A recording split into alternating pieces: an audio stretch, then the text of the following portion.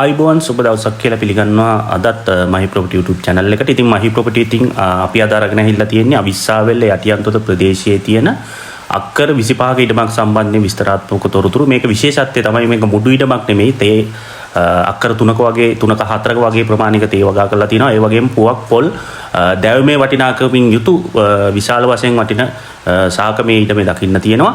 ඉතින් ඒ වගේම තමයි අනිත් විශේෂම අවස්ථාව මේක අක්කරයක් ලක්ෂ 10ක් වගේ සුළු මුදලකට ලබා ගැනීමේ හැකියාව තියෙනවා. ඉතින් මේ ඉඩම සම්බන්ධයෙන් අපි විස්තරාත්මකව කතා කරමු. ඊට කලින් පුංචි මතක් කිරීමක් තියෙනවා කරන්න. තවමත් මහි ප්‍රොපර්ටි YouTube channel එක subscribe කරලා නැත්නම් subscribe කරන්න. ඒ වගේම තමයි අපේ වීඩියෝස් ආපුසැනින් දැනගන්න notification bell එකත් click කරලා තියාගන්න කියලා ආදරෙන් ඉල්ලා සිටිනවා. ඉතින් මේ ඉඩම සම්බන්ධයෙන් විස්තරාත්මකව තොරතුරු දැනගන්න අපි වීඩියෝ එකට යමු.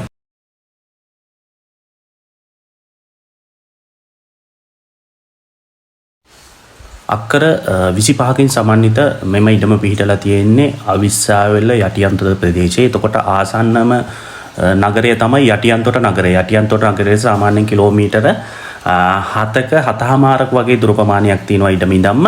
ඒ වගේම තමයි මේකට ආසන්නම ප්‍රධාන මාර්ගය තමයි කොළඹ හැටන් ප්‍රධාන මාර්ගය. එතකොට කොළඹ හැටන් ප්‍රධාන මාර්ගයට කිලෝමීටර 3මාරක වගේ දුර ප්‍රමාණයක් ඉඩම ඉඳන්ම තියෙනවා. ඒ වගේම තමයි අවිස්සාවේල්ල ඉඳන් එනවා නම් සාමාන්‍යයෙන් අවිස්සාවේල්ලට කිලෝමීටර 27ක වගේ දුර ප්‍රමාණයක් තියෙනවා. ඒ වගේම තමයි සාමාන්‍යයෙන් ගම්පහ ඉඳන් එන කෙනෙක්ට කිලෝමීටර 54ක වගේ දුර ප්‍රමාණයක් තියෙනවා. ඒ වගේම තමයි කොළඹ ඉඳන් එන කෙනෙක්ට සාමාන්‍යයෙන් කිලෝමීටර 73ක වගේ දුර ප්‍රමාණයක් තියෙනවා. මෙන්න මේ විදිහට තමයි ඉඩමට ප්‍රවේශ වෙන දුර ප්‍රමාණයන් පිහිටලා තියෙන්නේ.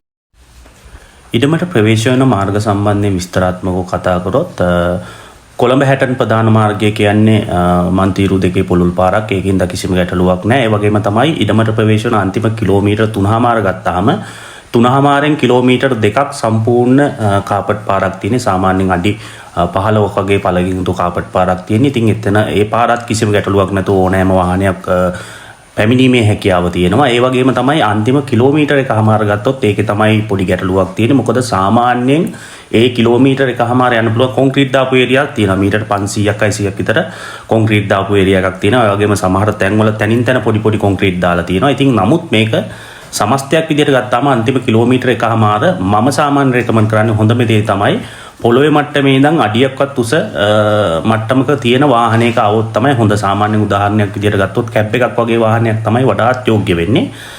කාර් එකකට වගේ නම් ඇත්තටම මේ ඉඩමට ගමන් කිරීමේ හැකියාවක් නැහැ. අපහසු වෙන්න පුළුවන්. ඉතින් වඩාත්ම හොඳම දේ තමයි කැබ් එක වගේ එන එක. අනිත් ලොකු වාහන ඕන එකකට යන්න පුළුවන්. සාමාන්‍යයෙන් අපිට බයිසිකලයක් ට්‍රීවිල් එකක් ගත්තත් යන්න පුළුවන්. අර කාර් එක යටවැදීමේ සම්භාවිතාව වැඩි හින්දා සමහර විට කාර් එක බොහෝ දුරට ගමන් කිරීමේ හැකියාවක් ඇත්තටම නැහැ. සම්බන්ධයෙන් විශේෂයෙන් මතක් කරන්නම්. අනිත් ඕනෑම වාහනයකට, ලොරියකට, පෝවිල් වාහනයකට, ජීප් මොඩල් එකකට ඕන එකකට ඉඩමට ගමන් කිරීමේ හැකියාව තියෙනවා.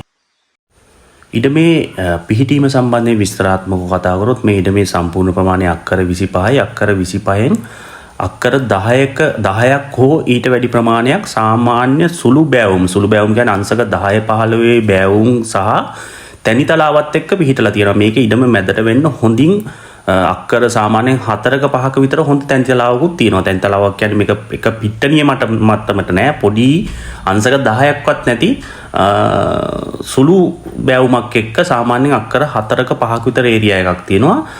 තව අක්කර මං සම්පූර්ණ සුළු බෑවුම් සහ තැනිතලාවත් එක්ක අක්කර 10ක් විතර තියෙනවා කියලා කිව්වේ. එතකොට අක්කර 10ට වැඩි වෙන්නත් පුළුවන්.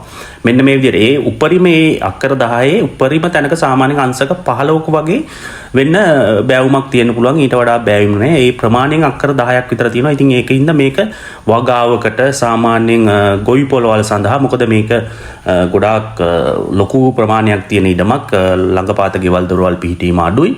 ඉතින් ඒකින්ද ලොකු ගොවි පොලක් වගේ කරන්නත් මේක හොඳ. ඒ වගේම තමයි වගාවක් එක්ක නිදහසේ ඉන්නත් හොඳ ඉඩමක් විදියට මේක ඇත්තටම රෙකමන්ඩ් කරන්න පුළුවන්. මොකද මේකේ මිලත් එක්ක සාපේක්ෂව ගත්තාම මොකද අක්කරයකට ලක්ෂ 10ක් වගේ මිලක් තමයි මේ අයිතිකරු දැනට බලාපොරොත්තු වෙන්නේ. ඉතින් එතකොට ඒ වගේම තමයි ඉතුරු ප්‍රමාණය ගත්තොත් සාමාන්‍යයෙන් අක්කර ඉතුරු 10 15ක් වගේ ප්‍රමාණයක් තියෙනවා. ඒවැ සාමාන්‍ය බෑවුමුත් තියෙනවා, තද බෑවුමුත් තියෙනවා. සාමාන්‍යයෙන් එක ඒරියා එක සම්පූර්ණ ඇට්ටෝනියා දාලා තියෙනවා. ඒ ඇට්ටෝනියා තියෙන ඒරියා එකේ තමයි ටිකක් බෑවුම තියෙන්නේ. එතන සාමාන්‍යයෙන් අංශක 20 25 මට්ටමේ බෑවුම තියෙන්න පුළුවන්. අක්කර 6ක 7ක වගේ ඒරියා එකක. ඉතුරු ටික ගත්තත් මේක සම්පූර්ණ සමස්තයක්වත් විදිහට මම ඒකයි කිව්වා අක්කර 10කට හෝ ඊට වැඩි ප්‍රමාණයක් සාමාන්‍ය තනිතලාව සහ සාමාන්‍ය බැවුම විදිහට තියෙනවා. ඒ වගේම තමයි ඉතුරු ප්‍රමාණයත් සාමාන්‍ය බැවුම් සහිත සහ තද බැවුම් සහිත තියෙනවා. එතකොට තද බැවුම් විදිහට අපිට ගන්න පුළුවන් සාමාන්‍යයෙන් අක්කර 7ක උපරිම 7ක වගේ ඒරියා එක ටිකක් තදර බැවුම් තියෙන ඒරියාක් තියෙන්න පුළුවන්. හැබැයි ඒ අතරතුර සුළු බැවුම් තියෙන ඒරියාසුත් තියෙනවා. ඉතින් ඒකින්ද මේක සමස්තයක් විදිහට හොඳ ඉඩමක් ඇත්තටම. මොකද මේකේ පිහිටීම ගොඩාක් හොඳයි. ඉතින් ඒ තද බැවුම් තියෙන ඒරියාවලත් මම දැක්කා ගොඩක් වෙලාවට ඇට්ටෝනියා දාලා තියෙනවා. ඒවා දැනට ආදායමක් ගන්න බෑ. නමුත් මම දැක්කා ඒරියාවේ සම්පූර්ණ ඇට්ටෝනියා දාලා තියෙනවා. එතකොට තනිතලාවල් තියෙන එකේ මේක සම්පූර්ණ කැලයක් විදිහටත් නෙමෙයි තියෙන්නේ. ඉතින් ඒ සම්බන්ධව විශේෂයෙන් මතක් කරනවා මේක සම්පූර්ණ කැලයක් විදිහට නෙමෙයි තියෙන්නේ. මොකද මේකේ තේ අක්කර 4ක් විතර තියෙනවා. පොල් තියෙනවා, පුවක් තියෙනවා, ඊට පස්සේ ඇට්ටෝනියා වගේ වටිනා දැව තියෙනවා, පළතුරු තියෙනවා. ඒ වගේ විවිධ මහෝගනි, ඒ වගේ විවිධ ගස්කලුණුත් මේ ඉඩමේ පිහිටීම දකින්න තියෙනවා. ඉතින් මෙන්න මේ විදිහට තමයි ඉඩමේ පිහිටීම තියෙන්නේ. ඉඩම සම්බන්ධයෙන් විස්තරාත්මකව කතා කරොත් එතකොට මම කලිනුම් මතක් කරා මේ වෙද්දිත් ඉඩමේ අක්කර 4ක පමණ තේ වගා කරලා තියෙනවා. නමුත් මේ තේ නිසියාකාරව නඩත්තු වෙන්නේ නැහැ. ඒකයි මේක මුඩු ඉඩමක මිලට ලබා දීමට අයිතිකරු තීරණය කරලා තියෙන්නේ. නමුත් මේ තේ ටික සංවර්ධනය කරලා ගන්න පුළුවන් මට්ටමක තියෙනවා. සාමාන්‍යයෙන් සැලකිලිරුව මට්ටමකින් අඩුපාඩු තියෙනවා. නමුත් ඒ ටික සංවර්ධනය කරලා යම්කිසි ආදායම් මට්ටමකට ගැනීමේ හැකියාව තියෙනවා. ඉතින් අක්කර 4ක වගේ ඒරියා එකක් තියෙනවා. ඒ ඒරියා එකෙන් පොල් ගස් සාමාන්‍යයෙන් 20ක් 25ක් තියෙනවා. ඒ වගේම තමයි මම පුවක් ගස් දැක්ක. සාමාන්‍ය පුවක් ගස් 200ක් වැඩි ප්‍රමාණයක් තියෙනවා. ඊට අඩු වෙන විදියක් නැහැ. මගේ ගණන් කිරීම කියන්නේ මම ගහෙන් ගහයට ගණන් කරේ නෑ. නමුත් මට තියෙන ප්‍රමාණයත් එක්ක සැලකිය යුතු මට්ටමකට ගත්තාම සාමාන්‍ය පුවක් ගස් 200ක 300ක වගේ පුවක් ගස් ප්‍රමාණයක් තියෙනවා. ඉතින් ඒ වගේම තමයි මම කලිනුත් මතක් කරා මේකේ අක්කර 7ක වගේ ඒරියා එක සම්පූර්ණ ඇට්ටෝනියා තියෙනවා. ඇට්ටෝනියා කිව්වට මේක දැන් ආදායම කපල දැවමේ වටිනාකමක් ගන්න පුළුවන් හැකියාවක් නැහැ. ඒ 7 විතරක් නෙමෙයි සමහර වෙන තැන්වලත් ඇට්ටෝනියා තනින් තන දකින්න තිබුණා. මොකද මේ ඉඩමේ මේ වෙද්දි අර වටිනාකමක් නැති සියලුම ගස් කපලා අයින් කරනවා. ඉතින් ඒකින්ද මේ ඉඩම සම්පූර්ණ කැලයක් විදිහටත් නැහැ. වටිනාකමක් නැති විවිධ ගස් දැවුමේ වටිනාකමක් නැති ගස් මේ වෙද්දි සම්පූර්ණ කපලා අයින් කරනවා. ඉතින් ඒ පැත්තෙනුත් ඉඩම සුද්ධ වෙනවා. අර ඇට්ටෝනියා මහෝගනි ඒ වගේ වටිනා ශාක ඒව කපන්න අයිතිකරු දැන්ට ඉල්ලීලා නැහැ. ඉතින් ඒකින්ද ඒ ටික ඒ විදිහට තියෙනවා. ඒතකොට අක්කර 7ක වගේ ඒරියා එක සාමාන්‍යයෙන් 6ක් 7ක් විතර මම දල වශයෙන් කියන්නම්. ඒ ඒරියා එකේ සම්පූර්ණ ඇට්ටෝනියා වගා කරලා තියෙන සාමාන්‍යයෙන් තව අවුරුදු 5කින් එහා පැත්තේ වගේ දැවුමේ වටිනාකමක් තියෙන තත්ත්වෙට මේ ගස් පත් වෙයි කියලා මම විශ්වාස කරනවා. ඒ වගේ ඉඩමේ වෙනත් තැනින් තැනටත් තියෙනවා. ඒ වගේම තමයි මේකේ විවිධ පළතුරු වර්ගත් තියෙනවා. දුලියන් ගස් 2ක් 3ක් මම දැක්කා. ඉතින් තැඹිලි ගහක් 2ක් තියෙනවා. ඒ වගේ රම්බුටන් වගේ විවිධ පළතුරු ජාතිත් මේ ඉඩමේ තියෙනවා. මොකද මේක කලින් සංවර්ධනය කිරීමට පටන් අරගෙන යම්කිසි හේතුවක් මත ඒක අතරමඟ ඇන හිටලා තියෙනවා. ඉතින් ඒකින්ද තමයි ඉඩම මේ තත්ත්වයටපත් වෙලා තියෙන්නේ. ඒකින්ද මේක සම්පූර්ණ මුඩු ඉඩමක් විදියට ගන්නත් බෑ. මොකද මේකේ යම්කිසි වටිනාකමක් තියෙන දේවලුත් තියෙන හින්දා. ඉතින් මෙන්න මේ විදිහට තමයි ඉඩම තියෙන්නේ. ඒ වගේම තමයි ඉඩමේ පිහිටි ගල් සම්බන්ධයෙන් කතා කරොත් එimhe මම මේකේ කලාතුරකින් තමයි ගලක් දකින්න ලැබුණේ. ඒවත් මහා ලොකු ගල් තලා වගේ කොහෙවත් පිහිටීමක් තිබ්බේ නෑ. පොළොව මතු පිට සමහර තැන්වල මම දැක්කා සාමාන්‍ය ගල් පිහිටීමක් දකින්න තියෙනවා. මට ඇට්ටෝනියා තියෙන ඒරියා එකේ අක්කර 7 සම්බන්ධයෙන් මට 100%ක්ම හරියට චෙක් කරන්න බැරි වුණා. නමුත් මම ඒක සැලකියුමත්ෙන් බැලුවම ඒකෙත් විශාල ගල් තිබ්බේ නෑ.